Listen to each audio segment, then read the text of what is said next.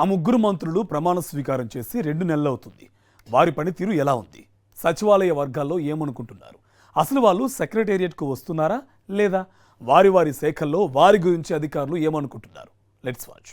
Telangana cabinet విస్తరణ జరిగి కార్మిక, మైనింగ్ శాఖల మంత్రిగా గడ్డం వివేక్, పశుసంవర్ధక, క్రీడల శాఖ మంత్రి Vakiti Srihari, SC ST minority సంక్షేమ శాఖ మంత్రిగా అడ్లూరి లక్ష్మణ్ బాధ్యతలు స్వీకరించారు. ఇంతవరకు బాగానే ఉంది. వారు మంత్రి పదవులు చేపట్టి దాదాపు 2 నెలలవుతోంది. ప్రస్తుతానికి వాళ్లు ముగ్గురు కొత్త మంత్రులు. ప్రతిరోజు సచివాలయానికి వచ్చి తమ శాఖల పనులు చక్కబెట్టాలి, సమీక్షలు చేసి ఉన్నతాధికారులకు దిశానిర్దేశం చెయ్యాలి. సాధారణంగా మంత్రులెవరైనా ఈ పని చేస్తారు. కానీ ఈ కొత్త మంత్రులు ముగ్గురు వారి పరిధిలోని శాఖలకు సంబంధించి పూర్తి స్థాయిలో సమీక్షలు చేయకపోవడం చర్చనీయాంశంగా మారింది. తెలంగాణలో కాంగ్రెస్ ప్రభుత్వం ఏర్పడిన 16 నెలల తరువాత కేబినెట్ విస్తరణ జరిగి వివేక్, వాకిటి శ్రీహరి, అడ్లూరి లక్ష్మణ్ మంత్రులయ్యారు. పదవుల కోసం కళ్లు కాయలు కాచేలా ఎదురు చూసిన ఈ ముగ్గురికి ఎట్టకేలకు పదవులైతే లభించాయి. కానీ వీరి పనితీరుపై అప్పుడే విమర్శలు రావడం చర్చనీయాంశంగా మారింది.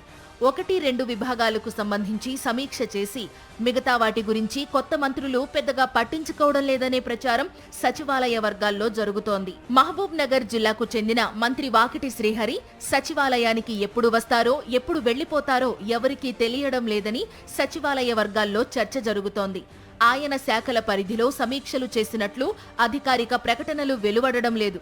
ఆయన మంత్రిగా ప్రమాణ స్వీకారం చేసి 2 నెలలు గడుస్తున్నా సచివాలయంలో ఆయన పేషి ఇంకా వర్కింగ్ మోడ్లోకి రావడం లేదని అంటున్నారు. మంత్రిని కలవడానికి వచ్చే వారికి ఛాంబర్లో ఎవరూ కనిపించడం లేదనే విమర్శలకు కొదవలేదు. వాకిటి శ్రీహరి గతంలో తనకు ఇచ్చిన శాఖలపై తీవ్ర అసంతృప్తి వ్యక్తం చేసినట్టు వార్తలు వచ్చాయి. తనకు ఇచ్చిన శాఖలన్నీ గందరగోళంలో ఉన్నాయని, గొర్రెలు, బర్రెలు, యువజన సర్వీసులు నాకు ఇస్తే ఏం చేసుకోవాలని వ్యాఖ్యానించినట్టుగా ప్రచారం జరిగింది.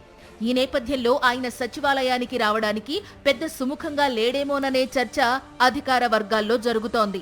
ఇక కార్మిక శాఖ మంత్రి వివేక్ వెంకటస్వామి గిగ్ వర్కర్ల సమీక్షలు తప్ప ఇతర అంశాల గురించి పట్టించుకోవడం లేదనే విమర్శలు వస్తున్నాయి. సచివాలయంలో ఆయన పేషీ సెట్ కాలేదు. దాంతో వారానికి ఒకసారి మాత్రమే సెక్రటేరియట్కే వచ్చిపోతున్నారు.